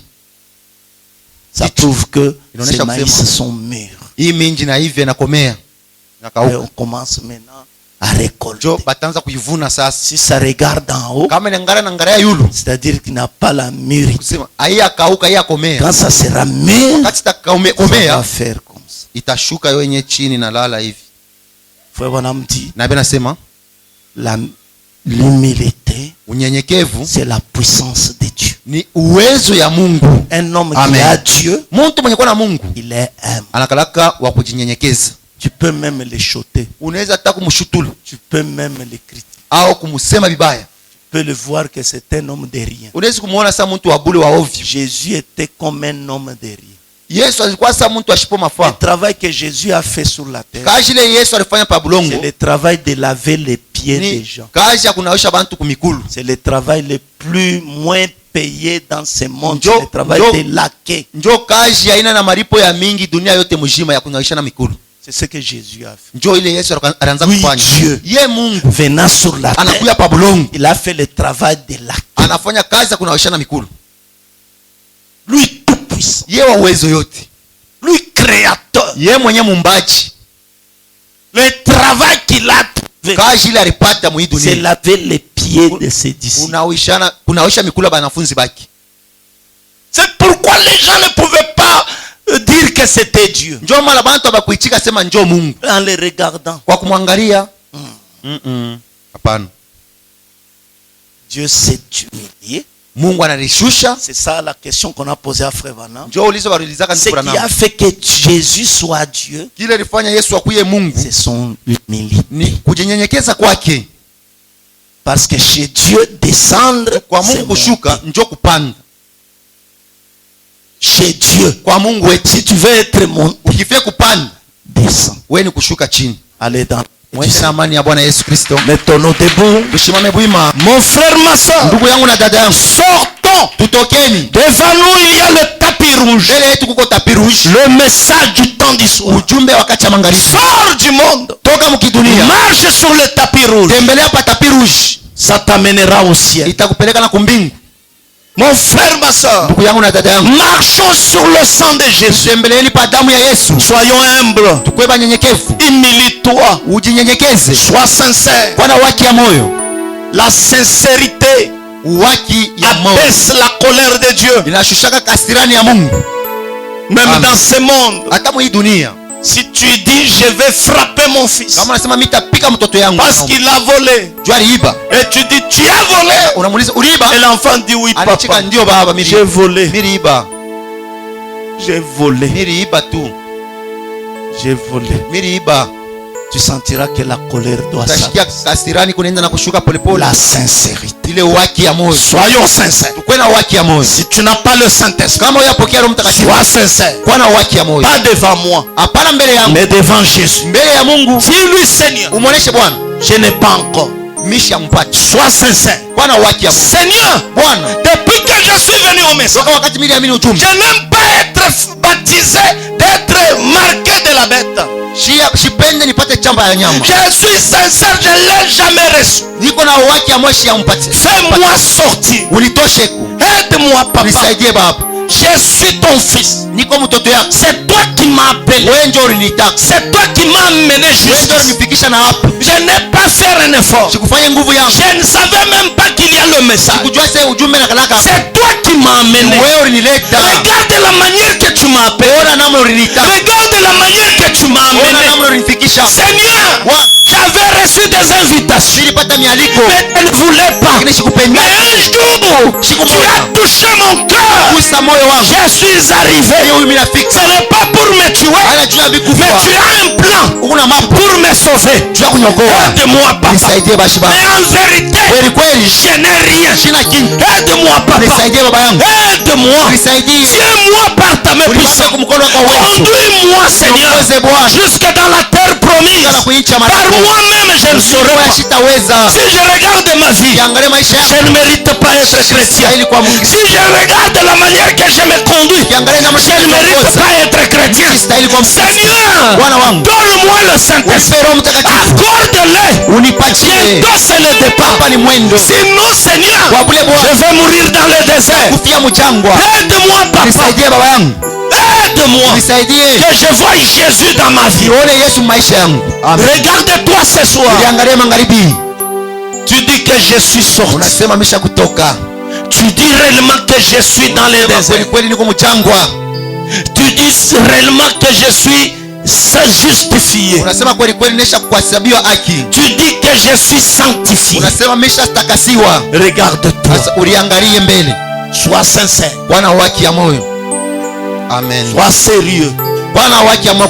Ce message c'est un message sérieux. Hii ujumbe ni ujumbe ya utaratibu. Pour les hommes sérieux. Juu ya watu wenye kuna utaratibu. Sois sérieux ce soir. Bwana utaratibu magharibi ya leo. Sois sérieuse ma soeur. Bwana utaratibu dada yangu. Sois sincère. Bwana waki ya moyo. Dieu aime la sincérité. Mungu anapenda waki ya moyo. Sois sincère de toi-même. Bwana waki mbele yako. Ta conscience te condamne. Dhamiri yako inakuhukumu. Ta conscience te dit ce soir. Dhamiri yako inakwambia magharibi ya leo. Que tu ne mérites pas. Asema ustahili. Tu n'as rien. Hauna kitu. Tu n'as pas le Saint-Esprit. Hauna na Roho Mtakatifu. Tu n'es pas sanctifié. Hauyatakaswa. Il y a quelque chose qui ne marche pas. Kitu kiendeke. Sois sincère ce soir. Bwana waki ya moyo magharibi ya leo. Dieu te regarde. Mungu anakuangalia. Dieu ne résiste pas. Dieu résiste aux orgueilleux. Mungu ashipendake bakiburi. Dieu résiste aux orgueilleux. Mungu anashamaka mbele bakiburi. Mais il ne résiste pas aux gens sincères. Ashikatari yake bantu wenye kuna Si waki tu ya moyo. es sincère ce soir Kama kuna waki ya moyo magharibi ya et leo. tu parles des mots devant ton Dieu, Unasema misemo mbele ya Mungu wako. me voici papa. Unitazame mimi huyu baba. Si tu venais ce soir, Ukikwe magharibi ya leo, je ne partirai pas. bishi tenda. Seigneur, aide-moi. Bwana unisaidie. Pendant que le temps est encore là. Wakati ngalipo. Le sang coule encore. Damu ingali navuya. Je vois que tu pardonnes le péché. Naona kusema ingali nasamea Je madhambi. vois des miracles s'accomplir. Naona miujiza kufanyika. Cela prouve que tu le sang coule encore. Inaonyesha sema damu Tu ingali es navuya. capable de changer ma vie. Unaweza kubadilisha Tu es maisha yako. capable de changer ma conduite. Unaweza kubadilisha Tu es maisha yako. capable, Seigneur, ce soir, Bwana magharibi de ya me leo. changer. Nibadilisha. Parce que c'est toi qui m'as appelé. Wenjo ulinitaka. Je ne suis pas venu de moi-même. Kuya mimi moya. C'est toi qui m'as appelé. Wewe ulinita. Tu me dis de sortir. Unaniambia nitoke. Aide-moi, papa. Lakini unisaidie baba. Aide-moi, Seigneur. Unisaidie baba yangu. Je ne suis pas digne. Sistahili. Je ne mérite pas Mishistahili d'être hapana. appelé même chrétien. Kuitwa Mkristo. Je ne mérite même pas Mishistahili. d'être appelé chrétienne. Kuitwa Mkristo mwanamke. Seigneur, je suis pécheur. Bwana niko mtenda Que dhambi. tu as appelé Ule wewe uliita. pour mourir, Bwana juu ya mais kufa. pour être sauvé. Juu ya kuokolewa. Aide-moi, papa. Unisaidie baba yangu. Que les gens voient Jésus à Waone travers ma Yesu vie. maisha yangu. Que les gens voient Jésus. Waone Yesu. Que je sois la parole vivante. Kuye neno kuna Que tembea. je sois l'épître qui vit. Kuye barua mwishibe kuna ishi. Seigneur, aide-moi. Bwana unisaidie. Je suis encore menteur. Niko mululanda. Je suis encore voleur. Ningali mwishi. Je suis encore adultère. Ningali musharati. Je suis encore sorcier. Ningali mulozi. Je suis encore ceci. Ningali kifulani. Je suis encore ceci. Ningali kifulani. Je suis encore ceci. Ningali hiki Je baba. suis têtu Ningali kichongozi. devant mon mari. Ya Bwana yangu. Je n'aime pas ma femme. Sipendi Je yangu. cache les secrets. Picha masiri. Seigneur, Bwana je Yesu. n'aime pas cette soeur. Sipendi yule Je dada. n'aime pas ce frère. Yule ndugu. Mais voici, Unitazame mimi. tous ces jours, Hii masiku je yote. pensais que je suis Wacha chrétien. kusema niko Mkristo. Mais aujourd'hui, Lakini leo je vérifie et naangalisha. je trouve Na mimi naona que je kusema. n'ai pas encore sorti. Siyatoka. Je ne suis pas encore sorti. Siyatoka bado. Je suis encore dans l'Égypte. Ningali mumisri. Je suis encore dans le monde. Ningali mukidunia. Je suis encore dans les ténèbres. Ningali mugiza. Seigneur, Bwana tu Yesu. es la lumière. Uko nuru. Tu m'as appelé Ulinita. pour me faire entrer dans la merveilleuse lumière. Nuru ya Ne me thamani. laisse pas à l'extérieur. Bwana. Je veux mourir. Kufa bure. Seigneur, ne me laisse pas. Usiniachilie. Un grand menteur, c'est moi. Mulanda bongo munene ni mimi. Seigneur, aide-moi. Bwana unisaidie. Amen. Je suis orgueilleux. Niko wa kiburi. Je n'aime pas mes frères. Sipendeke bandugu yangu. Je n'aime pas mes soeurs. Sipende badada yangu. Je viens vers toi. Na kwa kwako. Aide-moi, papa. Nisaidie baba yangu. Si tu venais ce soir, Kama unakuwa hii jioni ya leo. je serais où? Takuya wapi? Si tu venais ce soir, Ukifika hii magharibi. où serais-je? Takuya wapi? Où est-ce que je me tiendrais? Simamia wapi? Si tu venais ce soir, Hii magharibi. si tu viens prendre ton épouse, Kubeba bibi harusi. où serais-moi?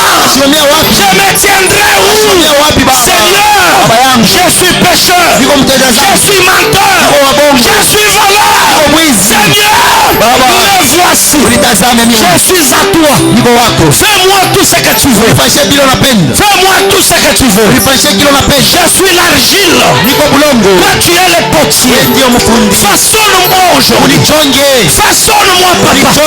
Façonne-moi de la manière que tu veux. Ne me laisse pas sortir. Ne me laisse pas mourir. Tu es tout en tout.